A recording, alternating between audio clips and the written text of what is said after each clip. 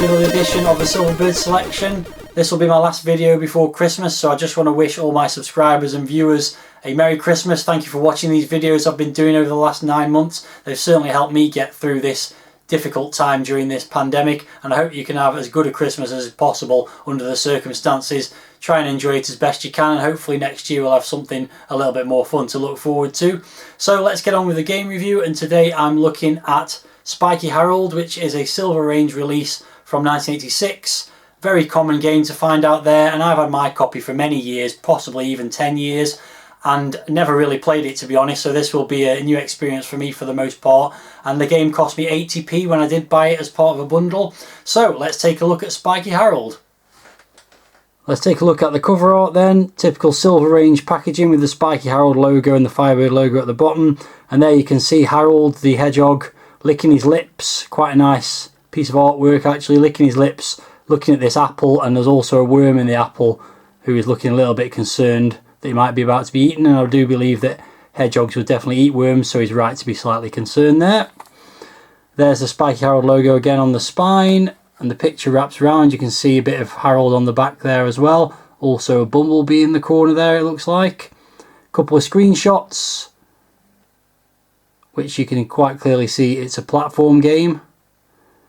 And then the blurb about the game says, I think, Spiky Harold the hedgehog has to hibernate for winter, I think that says, so help him find his food. It's very hard to read on that background with the stone in the background there. Really, it's kind of clashing with that quite badly. So yeah, not great work on the back cover there, but there you go.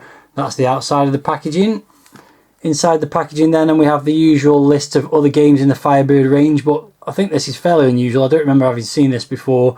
That's several of the games it says are available. Summer 1986, which presumably places this release earlier in 1986, and there's a bunch of games that are about to come out but weren't quite ready to be published.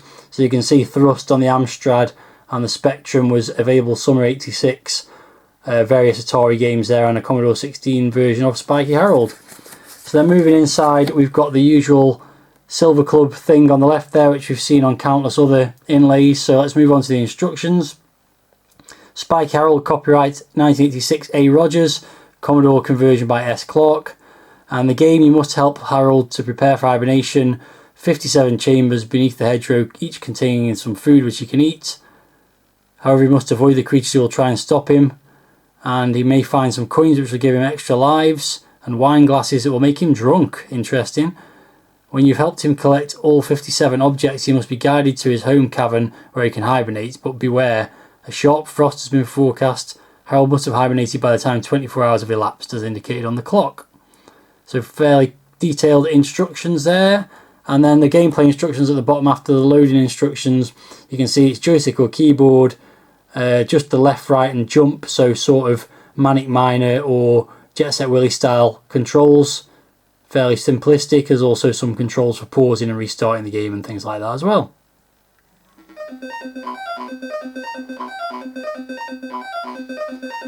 Okay then, here's a title screen. As you can see, nothing too spectacular here. There's no nice logo for the game. It just says Spiky Harold in a pretty plain font. You've got the credits there as well. A. Rogers, I think it's Andrew Rogers who did the original version, which I think started on the Spectrum. I think you'll see that with some of the graphics that we're going to see throughout the game. Commodore 64 version by Simon Clark. And there's also credit there for the title music, which I think it says Bog 1986. It's a pretty nice tune actually, not a bad SID tune on the title screen. You've also got some options there for start, keyboard or joystick, and also you can redefine the keys if you're playing with the keyboard. And finally there's a little animation of Spiky Harold plodding backwards and forwards, quite nicely done. There's nothing however like a high score table or anything like that, so it's pretty simple title screen. So let's get on with the game. And straight away you can see the game starts. I'm Harold on the left there. You move left and right with the joystick and press fire to jump. And the idea of the game is to collect the food items ready to allow you to go into hibernation. The first one's right there, straight away. It's an apple. So I've now got one item. Now Harold does a very big jump. He's a very big hedgehog and he does a very big jump. It's one of those jumps that once you start jumping you can't stop, you can't control mid-jump either. So you have to be sure you want to jump when you do actually press the jump button.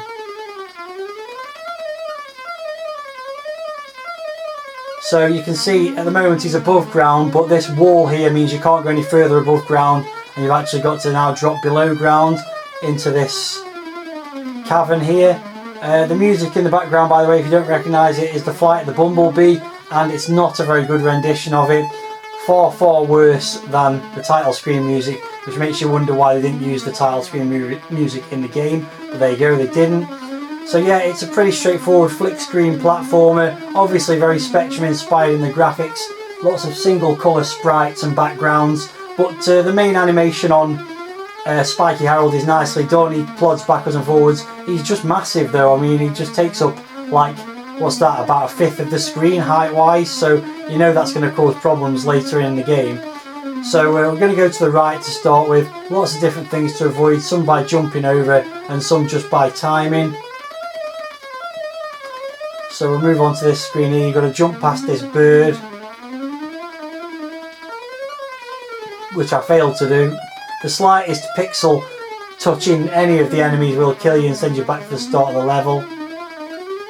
There we go, that was better. So now I'm going to jump up to the top here. And it's not just apples that Harold can pick up, because there's a bunch of grapes here which he's eaten. You can see a little animation when he bites into something, his mouth opens, you can see his little teeth, which is quite cute. So you can jump up this hole here, but you can't actually jump out of it, because this is one of those games where you can only travel jumping when you're actually moving when you push the button to jump. So if I stand still and push to the right or left, it doesn't go anywhere once the jump started. So I can push to the right here and jump up, but I can't get anywhere there because this bird's coming down towards me. So basically I've got to traverse underground for the time being. The music's getting quite annoying already, but handily you can turn it off, so I'm going to do that. Strangely, you can turn it off by pushing down on the joystick. Also, you can press return to do that, but yeah, that's a strange control to be able to switch the music on and off. So I'll move on to the next screen, and here's where some of the problems begin to start, because on this screen, as soon as you move onto the screen, you start getting killed, and it's because this snail is there in the bottom left corner that comes onto the screen. Oh, I now got killed by the bird as well. This screen is very infuriating, and we're only a few screens into the game already. No, I've messed that up again.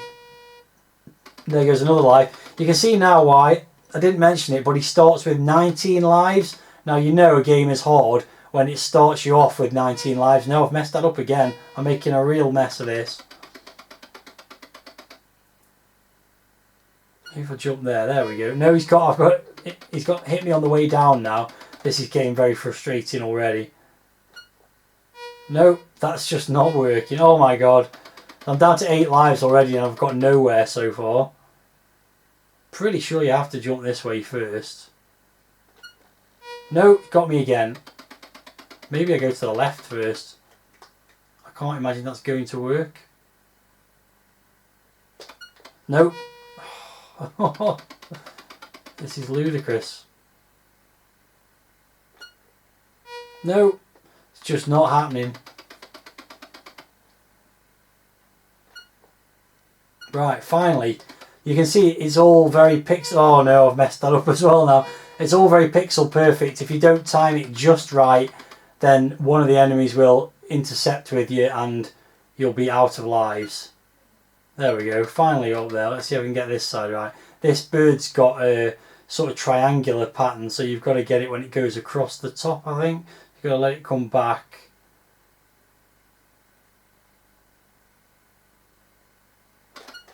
No, messed it up again.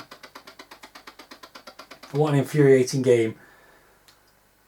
Graphics wise, I don't think it's too bad, although they are obviously... Oh no, I've messed that up again as well. Oh dear. Only 1 life left, so this has been a terrible demonstration of this game so far. No, I've messed it up again, and that's game over. So I think I'm going to go the other way for another go now. Okay, let's try again. That was a complete and utter travesty of a disaster of a game that. I have got further past that screen before, but I just couldn't work it out for some reason. So yeah, as I was saying, the graphics, even though they're obviously Spectrum ported graphics, they're not too bad. They've got quite a bit of character, they're nicely defined. Harold himself has got a bit of charm as well, so they're reasonably good, even though I'm not usually a fan of Spectrum graphics being ported over to the Commodore 64. These are far from the worst example of it. Okay, so I'm going to go left from this cavern this time because going right was a complete disaster. So again, you've got to wait till the bee goes over at the top. But you've also got this worm coming backwards and forwards. So you're going to have to wait for him to go off the screen and then walk off, presumably.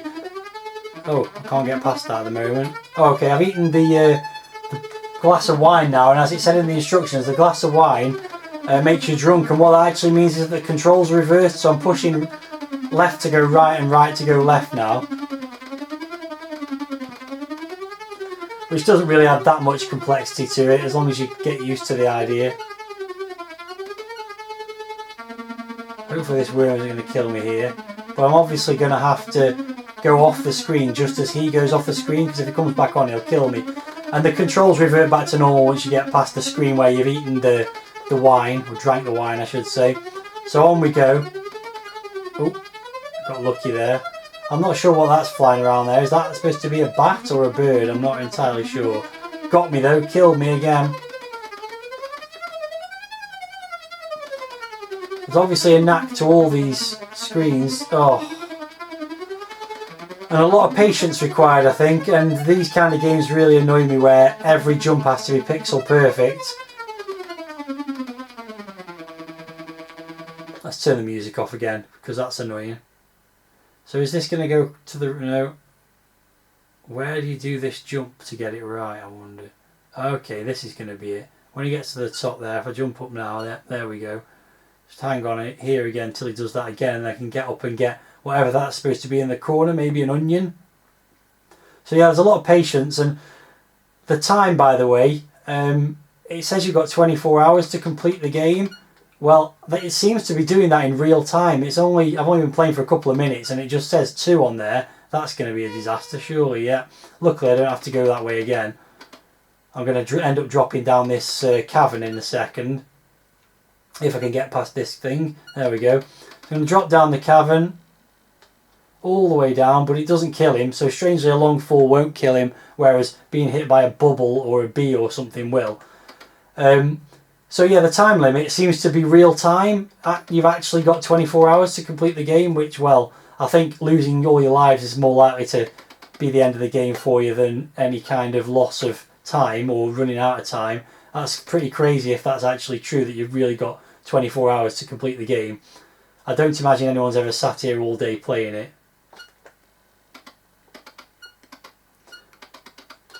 That was quite easy navigation off that screen. What have we got now? We've got a bee straight away here. Well, I'm not going to be able to get past him, surely. How do I do this? Oh no, that's not going to work. Does he come all the way down? No, okay, you've got to wait till he's on his way back up. Nope. But again, you've got to do a pixel perfect jump just at the right time. Two, in fact, because you've got to jump on this little purple hill first and then jump up there. There we go. And then you've got to time another drop here so that this thing doesn't pop up a cloud of smoke just as you're walking past it, which I've managed to do, amazingly. Yeah, I think you could probably just jump up there, but let's just see how this goes. This could send me all the way back to the beginning if I get this wrong.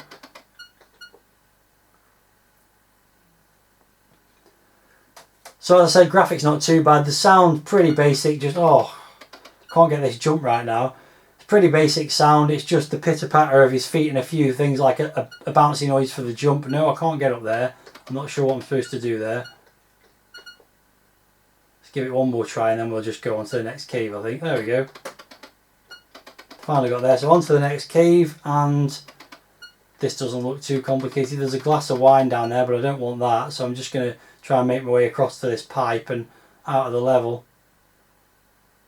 Oh wow, okay. You've only got a fraction of a second to get past this cloud here, it would appear. Oh, I managed it though. Not too bad. It's going to get me here though now, isn't it? While I'm waiting. Okay, so you've got to do 2 jumps just right here to jump over the bubble before that goes up.